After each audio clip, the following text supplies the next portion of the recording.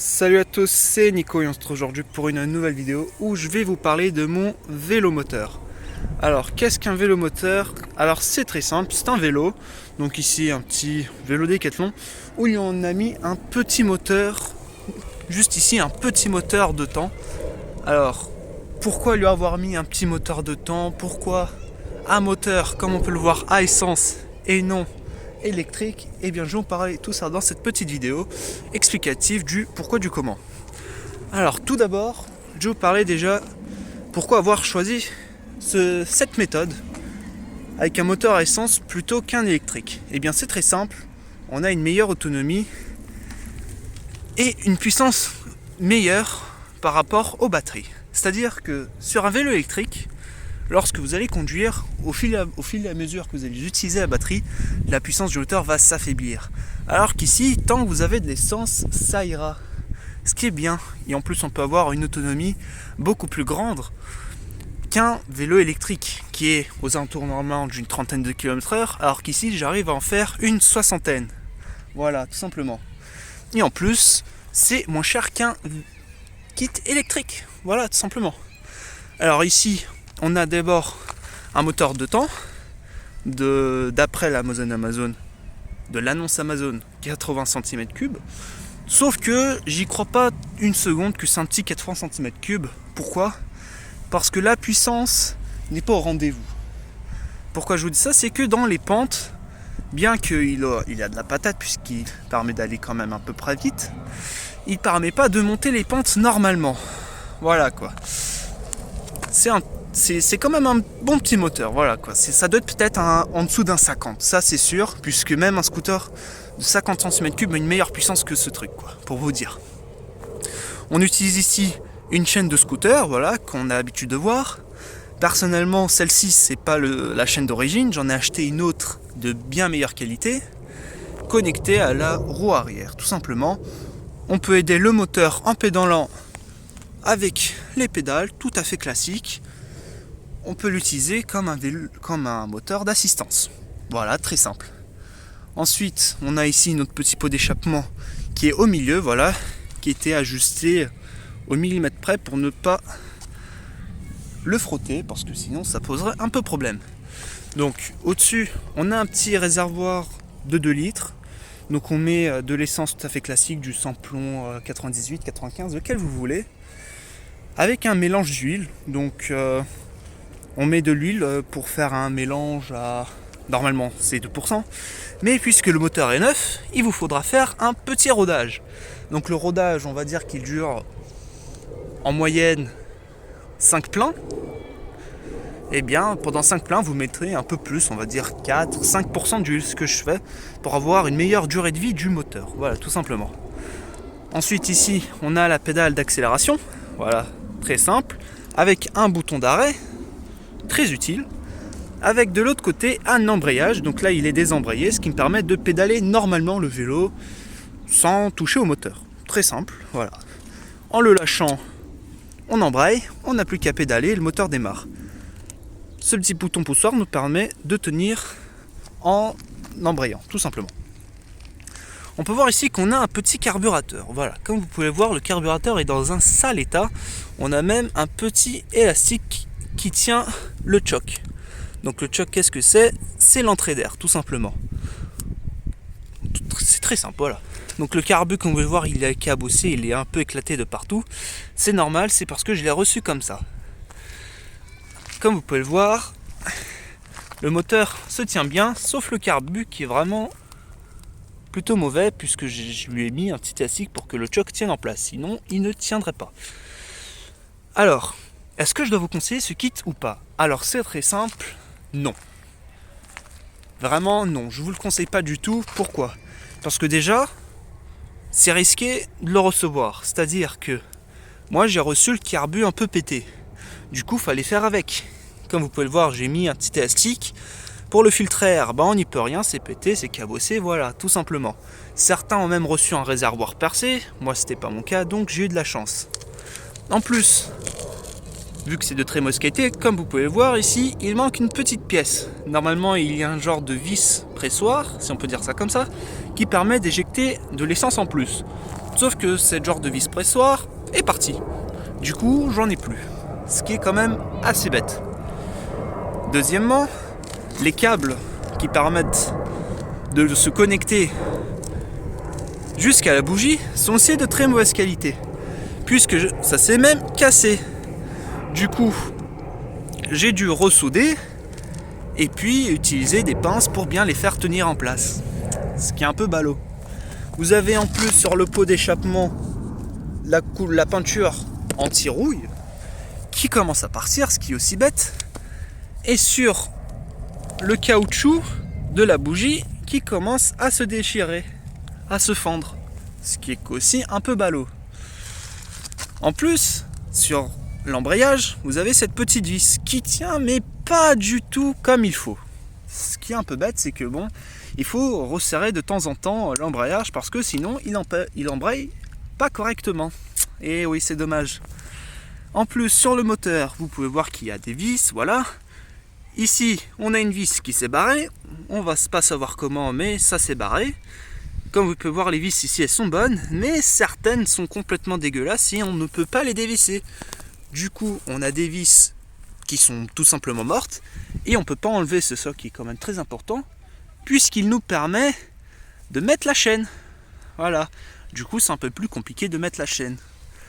Donc, c'est pour ça que je ne vous conseille pas ce kit. C'est que déjà, il est de mauvaise qualité.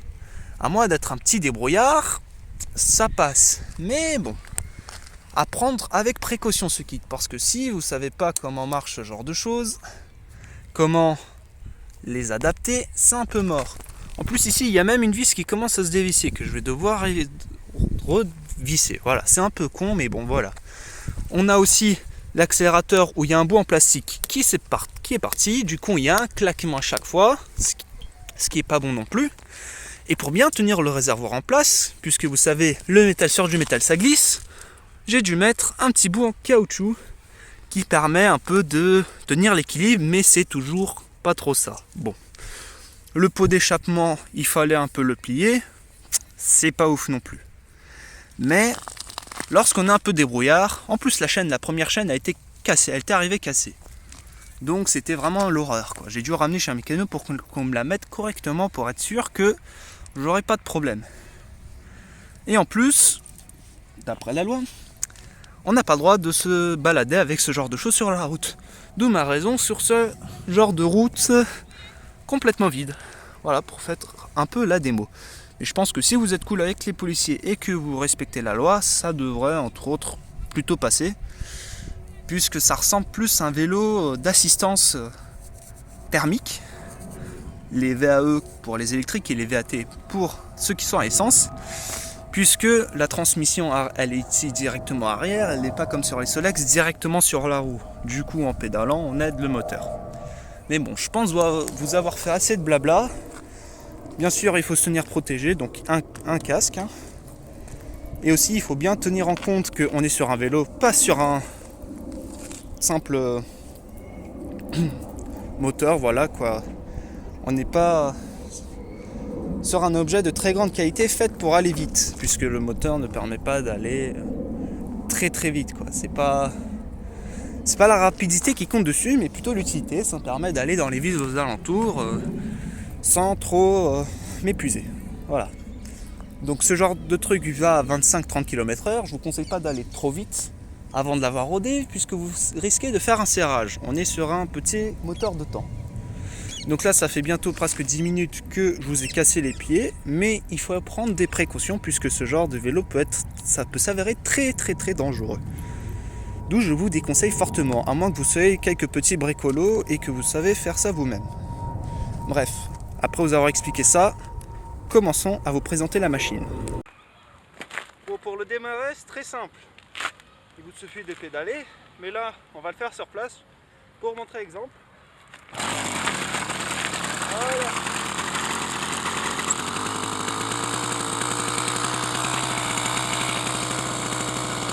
Voilà. Vous avez votre moteur qui a démarré. C'est ça.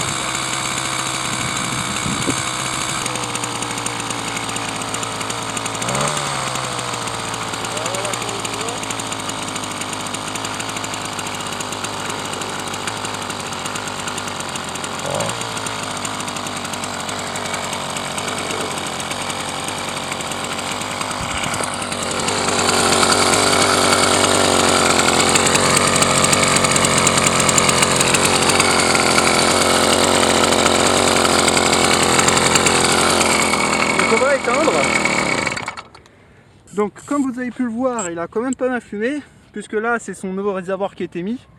Du coup il y a un petit peu d'huile qui s'est peut-être infiltré dans le fond, mais c'est normal puisque on est toujours en séance de rodage, enfin plutôt à la fin là. Donc on peut se permettre de mettre quelques petits coups d'accélérateur.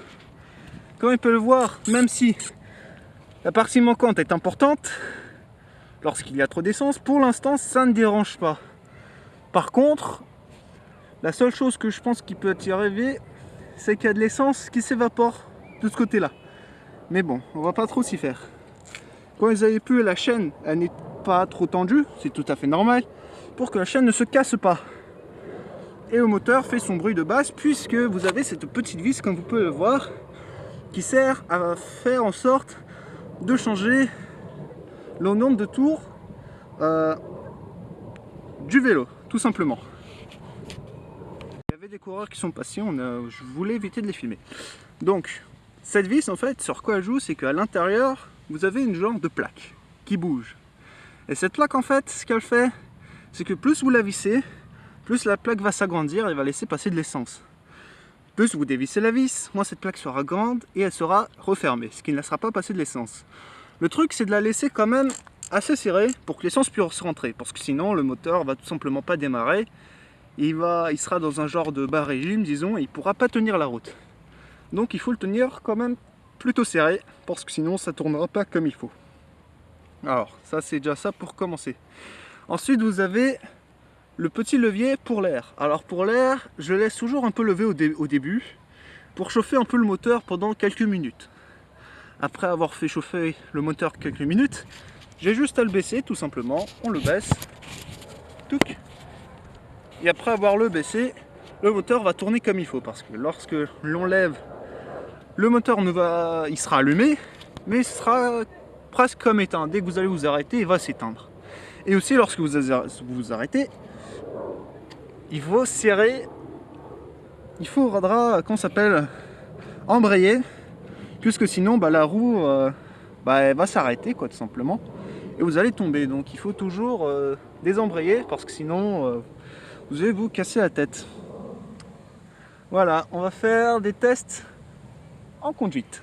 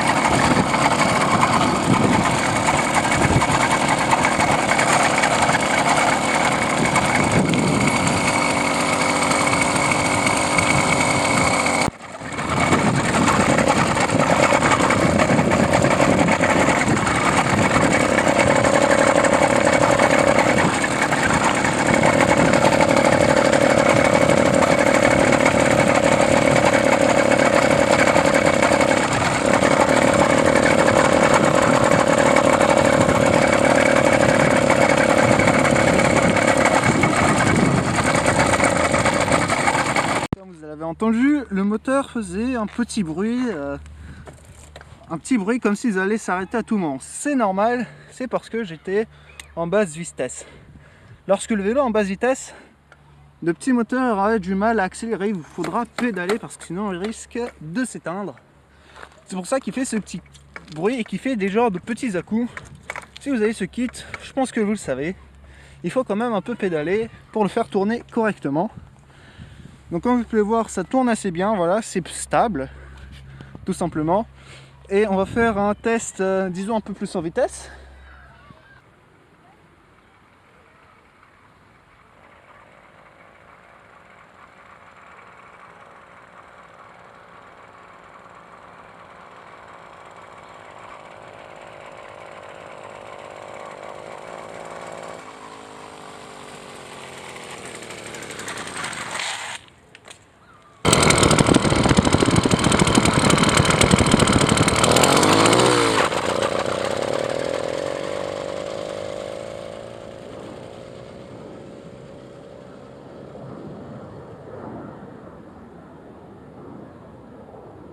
A few moments later.